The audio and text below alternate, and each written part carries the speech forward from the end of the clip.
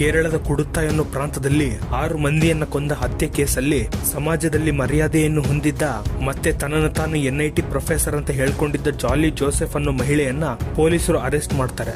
ಊರಲ್ಲಿರೋ ಎಲ್ಲರೂ ಕೂಡ ಆಕೆನೆ ಈ ಹತ್ಯೆ ಮಾಡಿದಾಳೆ ಅಂದ್ರೆ ಯಾರು ನಂಬಲ್ಲ. ಯಾಕಂದ್ರೆ ತಾನೊಬ್ಬ NIT ಪ್ರೊಫೆಸರ್, ಮರ್ಯಾದೆಯಿಂದ ಕೂಡಿದ ವ್ಯಕ್ತಿ.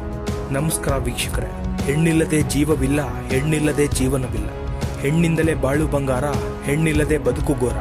ಹೆಣ್ಣಿನ ಮೇಲೆ ಇಷ್ಟು ಗೌರವ, ಮರ್ಯಾದೆ, ಘನತೆ ಇರೋ ನಮ್ಮ ದೇಶದಲ್ಲಿ ಕೇರಳದಿಂದ ಬಂದ ಜಾಲಿ ಜೋಸೆಫ್ ಅನ್ನೋ ಮಹಿಳೆ ಚಿಕ್ಕ ಕಂದಮ್ಮನಿಂದ ಹಿಡಿದು ತಂದೆ ವಯಸ್ಸಿನ ಅತ್ತೆ ಮಾವನನ್ನು ಕೂಡ ಬಿಡದೆ 6 ಮಂದಿಯನ್ನ ದಾರುಣವಾಗಿ ಕೊಂದಿದ್ದಾಳೆ.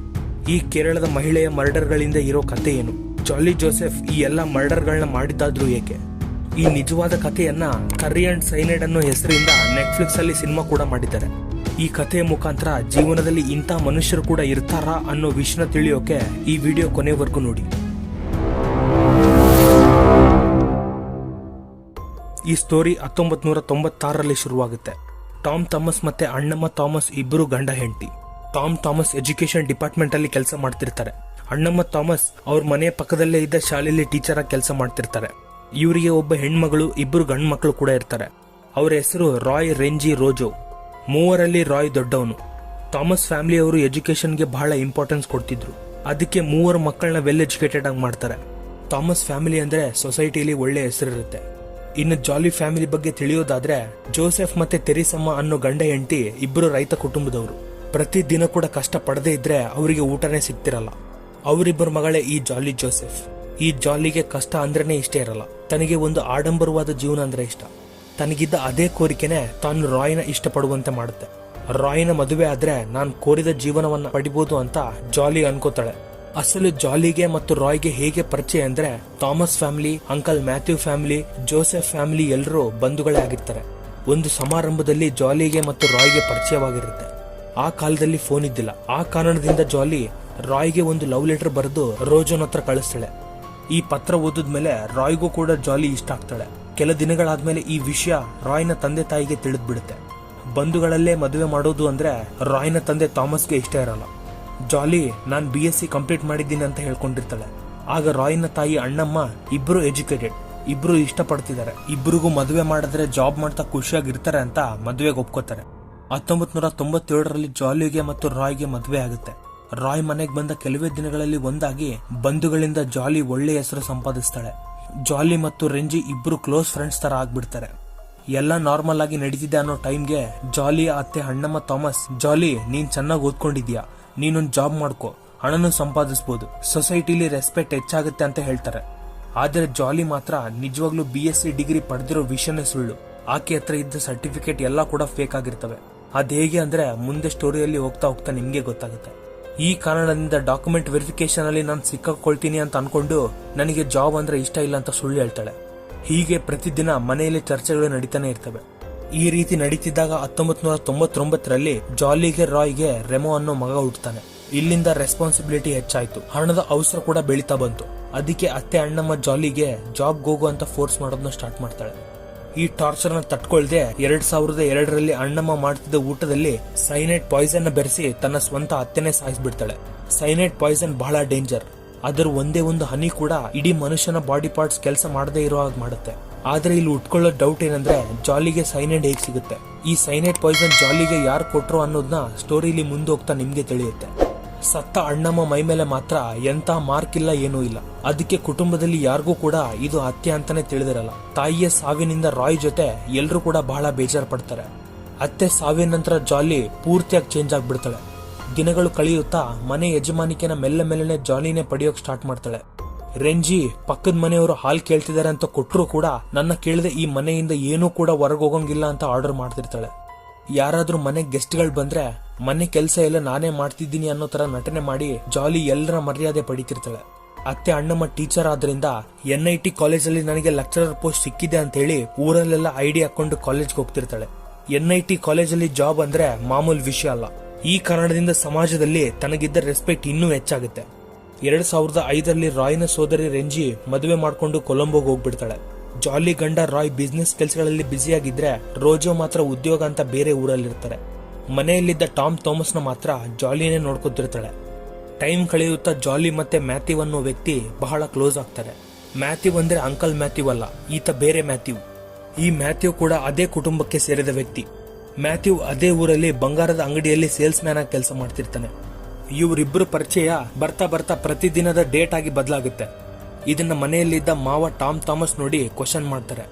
ಆದ್ರೆ ಜಾಲಿ ಮಾತ್ರ ಯಾವುದೋ ಒಂದು ರೀಸನ್ ಹೇಳಿ ತಪ್ಪಿಸ್ಕೊತಿರ್ತಾಳೆ.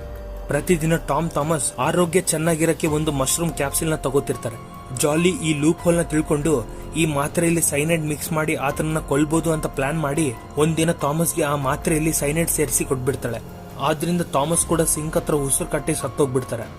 ಜಾಲಿ ಮಾತ್ರ ತಾನು ಹಾರ್ಟ್ ಅಟ್ಯಾಕ್ ಇಂದ ಸತ್ತೋಗ್ಬಿಟ್ಟಿದ್ದಾನಂತ ಸುಳ್ಳು ಹೇಳ್ತಾಳೆ.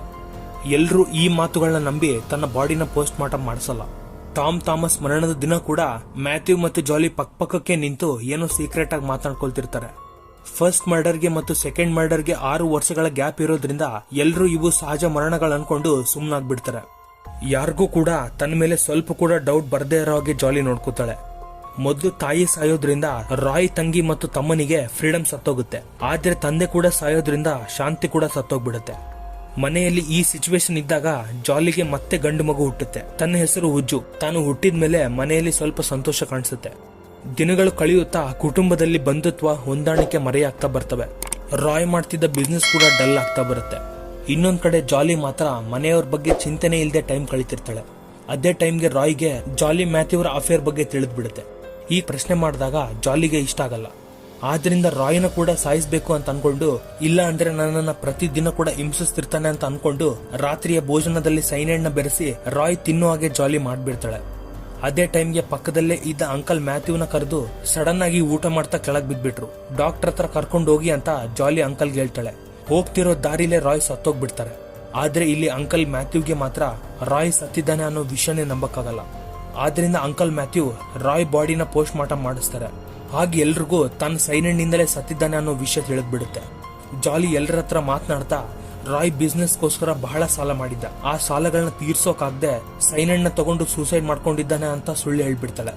ಎಲ್ರೂ ಮತ್ತೆ ಜಾಲಿ ಮಾತನ್ನೇ ನಂಬಿ ಸ್ವಲ್ಪ ಕೂಡ ಆಲೋಚನೆ ಮಾಡದೆ ಇದ್ಬಿಡ್ತಾರೆ. ಆದ್ರೆ ರೆಂಜಿ ಮತ್ತೆ ರೋಜೋಗ್ ಮಾತ್ರ ಎಲ್ಲೋ ಡೌಟ್ ಹೊಡಿತಿರುತ್ತೆ. ಹೀಗೆ 2012ರಲ್ಲಿ ಜಾಲಿ ಕಳ್ಳ ಡಾಕ್ಯುಮೆಂಟ್ಸ್ ಗಳನ್ನ ತಯಾರು ಮಾಡಿಸಿ ರಾಯ್ ಅವ್ರ ಮನೆನ ತನ್ನ ಹೆಸರ ಮೇಲೆ ಮಾಡ್ಸಕ್ ಟ್ರೈ ಮಾಡ್ತಾಳೆ. ಆದ್ರೆ ರೆಂಜಿಗೆ ಈ ವಿಷಯ ತಿಳಿದು ತನ್ನ ಹತ್ರ ಇದ್ದ ನಿಜವಾದ ಡಾಕ್ಯುಮೆಂಟ್ ಗಳನ್ನ ಕೋರ್ಟ್ ಮುಂದೆ ಸಾಬೀತುಪಡಿಸೋದ್ರಿಂದ ಈ ಪ್ರಾಪರ್ಟಿ ನಿಜವಾಗ್ಲೂ ಟಾಮ್ ಥಾಮಸ್ ಮಾತ್ರ ಆಗಿರುತ್ತೆ ಅಂತ ಮರು ಬದಲಾಯಿಸ್ತಾರೆ. ಅದೇ ಟೈಮಲ್ಲಿ ಒಂಟಿಯಾಗಿದ್ದ ಜಾಲಿ ಮನೆಗೆ ಮನೆಯ ಹತ್ತಿರನೇ ನಿವಸಿಸಿದ್ದ ಅಂಕಲ್ ಮ್ಯಾಥ್ಯೂ ಅವಾಗವಾಗ ಜಾಲಿನ ಮಾತನಾಡಿಸಿ ಹೋಗ್ತಿರ್ತಾರೆ. ಆಗೊಂದಿನ ಅಂಕಲ್ಗೆ ಜಾಲಿ ಮತ್ತು ಮ್ಯಾಥ್ಯೂನ ಅಫೇರ್ ಬಗ್ಗೆ ತಿಳಿದ್ಬಿಡುತ್ತೆ. ಅಂಕಲ್ ಮ್ಯಾಥ್ಯೂಗೆ ರೆಂಜಿ ಬಹಳ ಕ್ಲೋಸ್. ಅದಕ್ಕೆ ಈ ಅಫೇರ್ ವಿಷಯನ ರೆಂಜಿ ಜೊತೆಗೆ ಶೇರ್ ಮಾಡಿ ಇದೆಲ್ಲ ಒಳ್ಳೇದಲ್ಲ, ಜಾಲಿಗೊಂದ್ ಮಾತು ಹೇಳು ಅಂತ ಅಂಕಲ್ ಮ್ಯಾಥ್ಯೂ ಹೇಳಿ ಹೋಗ್ಬಿಡ್ತಾರೆ. ಹೀಗೆ ಜಾಲಿ ಮಾಡ್ತಿದ್ದ ಕೆಲಸಗಳಿಗೆ ಅಂಕಲ್ ಮ್ಯಾಥ್ಯೂ ಒಂದು ಅಡ್ಡುಗೋಡೆಯಾಗಿ ಬದಲಾಗ್ತಾರೆ. ಈ ಕಾರಣದಿಂದ ಮ್ಯಾಥ್ಯೂನ ಕೂಡ ವಿಷ ಕೊಟ್ಟು ಸಾಯಿಸ್ಬಿಡ್ತಾಳೆ. ಆದ್ರಿಂದ ಜಾಲಿಗೆ ಈ ಪ್ರಕ್ರಿಯೆ ಬಗ್ಗೆ ಫುಲ್ ಎಕ್ಸ್ಪೀರಿಯನ್ಸ್ ಬರುತ್ತೆ. ಹೇಗೆ ಯಾರಿಗೆ ಯಾವ ಟೈಮಲ್ಲಿ ಯಾವ ತರ ವಿಷ ಕೊಟ್ಟು ಸಾಯಿಸ್ತಾರೆ ಅನ್ನೋ ವಿಷಯನ ಡೀಪ್ ಆಗಿ ಸ್ಟಡಿ ಮಾಡಿ ತಿಳ್ಕೊತಾಳೆ.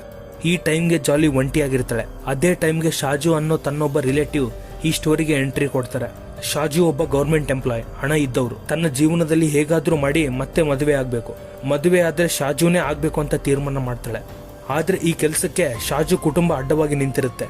ಅದಕ್ಕೆ ಜಾಲಿ ಏನ್ ಮಾಡ್ತಾಳೆ ಅಂದ್ರೆ ಒಂದು ಫಂಕ್ಷನ್ ಅಲ್ಲಿ ಶಾಜು ಮಗಳ ಊಟಕ್ಕೆ ವಿಷ ಸೇರಿಸಿ ಆ ಮಗುನೇ ಸಾಯಿಸ್ಬಿಡ್ತಾಳೆ. ಈ ಕಾರಣದಿಂದ ಸಿಲ್ಲಿ ಅಂದ್ರೆ ಶಾಜುನ ಹೆಂಡತಿ ಡಿಪ್ರೆಷನ್ಗೆ ಹೋಗ್ಬಿಡ್ತಾಳೆ.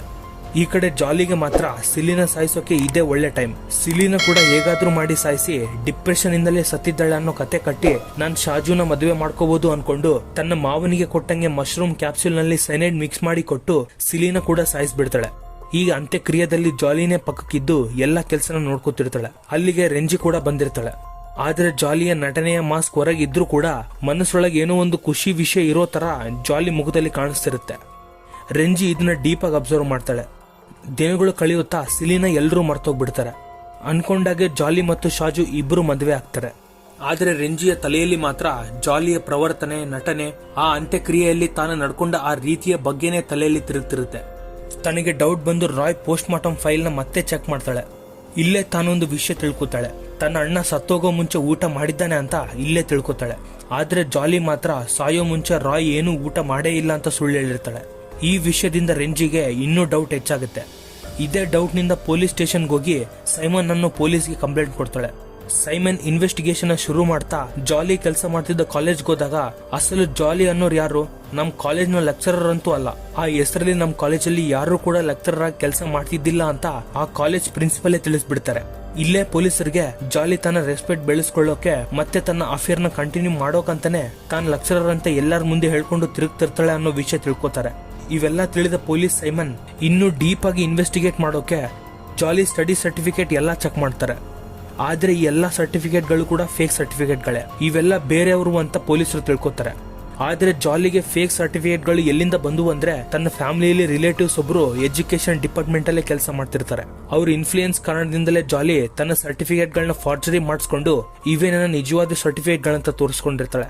ಈ ಎಲ್ಲಾ ಆಧಾರಗಳಿಂದ ಸೈಮನ್ ಜಾಲಿಗೆ ನೀನೇ ಬಂದು ಸರೆಂಡರ್ ಆಗ್ಬಿಡು, ಇಲ್ಲವಾದ್ರೆ ನಾವೇ ಬಂದು ಅರೆಸ್ಟ್ ಮಾಡ್ತೀವಿ ಅಂತ ನೋಟಿಸ್ ಕಳಿಸ್ತಾರೆ. ಕೇಸ್ ಮುಂದಕ್ಕೆ ಹೋಗ್ಬೇಕು ಅಂದ್ರೆ ಆ 6 ಮಂದಿನ ಜಾಲಿನೇ ಸಾಯಿಸಿದ್ದಾಳೆ ಅಂತ ಪೊಲೀಸರು ಕನ್ಫರ್ಮ್ ಮಾಡ್ಬೇಕು. ಆಗ ಪೊಲೀಸ್ ಸೈಮನ್ ಸತ್ತ ಆ ಎಲ್ಲರನ್ನ ಹೊರಗೆ ತೆಗೆಯೋಕೆ ರೆಂಜಿ ಜೊತೆ ಪರ್ಮಿಷನ್ ತಗೋತಾನೆ. ರೆಂಜಿ ಈ ಕೆಲಸ ಮಾಡೋದ್ರಿಂದ ಬಂಧುಗಳೆಲ್ಲ ಕೂಡ ಬೈತಾರೆ, ಚೀಮಾರಿ ಆಗ್ತಾರೆ, ಸತ್ ಮೇಲೂ ಕೂಡ ಸುಮ್ನೆ ಬಿಡಲ್ಲ ಅಂತ ಅನ್ಕೋತಾರೆ. ಆದ್ರೆ ರೆಂಜಿಗಿರೋ ಆ ಧೈರ್ಯನೇ ಕುಗ್ಗದಂತೆ ಮಾಡುತ್ತೆ. ಜಾಲಿ ಮಾಡಿರೋ ತಪ್ಪುಗಳನ್ನ ಹೊರಗೆ ತೆಗಿಬೇಕು ಅಂತಿರ್ತಾಳೆ. ಆಗ ಪೊಲೀಸರು ಬಾಡಿನ ಹೊರಗೆ ತೆಗಿತಾರೆ. ಎಲ್ಲಾ ಎವಿಡೆನ್ಸ್ ಗಳನ್ನ ಚೆಕ್ ಮಾಡೋಕೆ ಲ್ಯಾಬ್ಗೆ ಕಳಿಸ್ತಾರೆ. ಈ ಎಲ್ಲಾ ಸಂಘಟನೆಗಳಿಂದ ಊರೇ ಬಹಳ ಇಂಟ್ರೆಸ್ಟ್ ನಿಂದ ಏನಿದು ಅಂತ ನೋಡ್ತಾ ಇದ್ಬಿಡ್ತಾರೆ. ಬಂಧುಗಳು ಮತ್ತೆ ಊರು ಜನ ಎಷ್ಟೇ ಬೈದ್ರೂ ಕೂಡ ಅಣ್ಣ ತಂಗಿ ಭಯಪಡಲ್ಲ. ಆದ್ರೆ ಈ ವಿಷಯ ತಿಳಿದ ಜಾಲಿ ಮಾತ್ರ ಮನೆಯಲ್ಲಿ ಬಹಳ ಭಯ ಪಡ್ತಾಳೆ. ಆಗ ರೆಮೋ, ಯಾಕಮ್ಮ ಭಯ ಪಡ್ತಿದ್ಯಾ, ಒಂಥರ ಇದ್ಯಾ, ನೀನೇನಾದ್ರೂ ಈ ಮರ್ಡರ್ನ ಮಾಡಿದ್ಯಾ ಬಿಡು ಅಂತ ಅಂದಾಗ ಜಾಲಿ ಎಲ್ಲ ನಿಜ ಹೇಳ್ಬಿಡ್ತಾಳೆ. ರೆಮೋ ಈ ವಿಷಯನ ಕೇಳಿ ಬೆರಗಾಗಿ ರೆಂಜಿಗೆ ಹೇಳ್ಬಿಡ್ತಾನೆ. ಆಗ ಪೊಲೀಸರೇ ಮರುದಿನ ಬಂದು ಜಾಲಿನ ಅರೆಸ್ಟ್ ಮಾಡ್ತಾರೆ. ಇದ್ರ ಜೊತೆ ಸೈನೈಡ್ ನ ಬಾಟಲ್ ಜಾಲಿ ಮನೇಲಿ ಸಿಗೋದ್ರಿಂದ ಕೇಸ್ ಇನ್ನೂ ಬಲವಾಗುತ್ತೆ. ಈ ಎಲ್ಲಾ ಸ್ಟೋರಿಲಿ ಒಂದೇ ಒಂದು ಡೌಟ್, ಸೈನೈಡ್ ಪಾಯ್ಸನ್ ಜಾಲಿಗೆ ಯಾರು ಕೊಟ್ರು? ಸೈನೈಡ್ ಪಾಯ್ಸನ್ ಅನ್ನೋದು ಅಷ್ಟು ಸುಲಭವಾಗಿ ಯಾರ ಕೈಗೂ ಸಿಗಲ್ಲ. ಅದನ್ನ ಕೊಂಡ್ಕೊಳ್ಬೇಕು ಅಂದ್ರೆ ಕೂಡ ಲೈಸೆನ್ಸ್ ಇರಬೇಕು. ಇಂತಹ ಪಾಯ್ಸನ್ ಅನ್ನೋದು ಬರೀ ಬಂಗಾರ ಕರಗಿಸೋರ ಹತ್ರ ಮಾತ್ರ ಇರುತ್ತೆ. ಈ ಕಾರಣದಿಂದಲೇ ಜಾಲಿ ಮ್ಯಾಥ್ಯೂನ್ ಹತ್ರ ಅಫೇರ್ ಇಟ್ಕೊಂಡಿರ್ತಾಳೆ. ಇನ್ವೆಸ್ಟಿಗೇಷನ್ ಅಲ್ಲಿ ಮ್ಯಾಥ್ಯೂ ಹೇಳೋದೇನಂದ್ರೆ, ನಮ್ಮ ಮನೆ ಹತ್ರ ನಾಯಿಗಳು ಡಿಸ್ಟರ್ಬ್ ಮಾಡ್ತಿದ್ವು, ಅವುಗಳನ್ನ ಸಾಯಿಸೋಕಂತಲೇ ಜಾಲಿ ನನ್ನ ಹತ್ರ ಸೈನೈಡ್ ಕೇಳಿದ್ಲು, ಅದಕ್ಕೆ ನಾನು ತಕ್ಕೊಟ್ಟೆ ಅಂತ ಹೇಳ್ತಾನೆ. ಅಷ್ಟೇ ಬಿಟ್ರೆ ನನಗೂ ಈ ಮರ್ಡರ್ಗಳಿಗೂ ಏನೂ ಸಂಬಂಧ ಇಲ್ಲ ಅಂತ ಹೇಳ್ತಾನೆ. ಆದ್ರೆ ಪೊಲೀಸರು ಮಾತ್ರ ಈ ಹತ್ಯೆಗಳಿಂದ ಇಬ್ರು ಕೈವಾಡ ಇದೆಯಾ ಅಂತ ಇಬ್ಬರನ್ನು ಅರೆಸ್ಟ್ ಮಾಡಿರ್ತಾರೆ. ಆದ್ರೆ ಕೊನೆ ಇಂಟರ್ವ್ಯೂನಲ್ಲಿ ರೆಮೋ ಮಾತ್ರ ಸ್ಟ್ರಾಂಗ್ ಆಗಿ ಮಾತನಾಡ್ತಾ, ನನಗೆ ನನ್ನ ಜೀವನ ಮತ್ತೆ ನನ್ನ ತಮ್ಮನ ಜೀವನನೇ ಮುಖ್ಯ ಅಂತ ಹೇಳಿ ರೆಂಜಿಗೆ ಥ್ಯಾಂಕ್ಸ್ ಹೇಳಿ ಅಲ್ಲಿಂದ ಹೋಗ್ಬಿಡ್ತಾನೆ. ಇಲ್ಲಿಂದ ರೆಂಜಿ ರೆಮೋನ ತನ್ನ ಮನೆಯಲ್ಲೇ ಇಟ್ಕೊಂಡು ತನ್ನ ಸ್ವಂತ ಮಗನಾಗಿ ಬೆಳೆಸ್ತಾಳೆ. ಕೊನೆಗೆ ರೆಂಜಿ ಜಾಲಿ ಇವೆಲ್ಲ ಯಾಕೆ ಮಾಡಿದಾಳೆ ಅಂತ ತಿಳ್ಕೊಬೇಕು ಅಂತ ಸ್ಟೇಷನ್ಗೆ ಹೋದಾಗ ಅದೆಲ್ಲ ನಡೆದೋಗ್ಬಿಟ್ಟಿದೆ ಅಷ್ಟೇ, ನನಗೆ ಅವೆಲ್ಲ ಸೈಲೆಂಟ್ ಆಗಿ ಮಾಡೋದು ಇಷ್ಟ ಅಂತ ಹೇಳಿ ಜಾಲಿ ಹೇಳ್ತಾಳೆ. ಪೊಲೀಸರು ಬಾಡಿಗಳು ತೆಗೆದಿದ್ರಲ್ಲಿ ಕೇವಲ ಸಿಲಿ ಬಾಡಿಲಿ ಸೆನೈಡ್ ಇದೆ ಅಂತ ಬೇರೆ ಬಾಡಿಗಳಲ್ಲಿ ಕಾಣದೆ ಮಣ್ಣಲ್ಲೇ ಕರ್ಗೋಗ್ಬಿಟ್ಟಿರುತ್ತೆ. ಇದೇ ನೋಡಿ ವೀಕ್ಷಕರೇ, ಕರಿ ಅಂಡ್ ಸೈನೈಡ್ ಸ್ಟೋರಿ. ಪ್ರೀತಿ ಮತ್ತೆ ಮದುವೆ ಅನ್ನೋ ಜೀವನದ ಒಂದೇ ಒಂದು ಸಂಘಟನೆ ಇಡೀ ಜೀವನವನ್ನೇ ಬದಲಿಸಬಹುದು. ಅದಕ್ಕೆ ಈ ಜೀವನದ ಪ್ರೀತಿಗಳಲ್ಲಿ ಬಹಳ ಜಾಗ್ರತೆಯಿಂದ ಬಾಳಿ. ನಿಮ್ಗೆ ಈ ಸ್ಟೋರಿ ಇಷ್ಟ ಆಗಿದ್ರೆ ವಿಡಿಯೋ ಲೈಕ್ ಮಾಡಿ, ಚಾನಲ್ ಸಬ್ಸ್ಕ್ರೈಬ್ ಮಾಡಿ. Thank you for watching.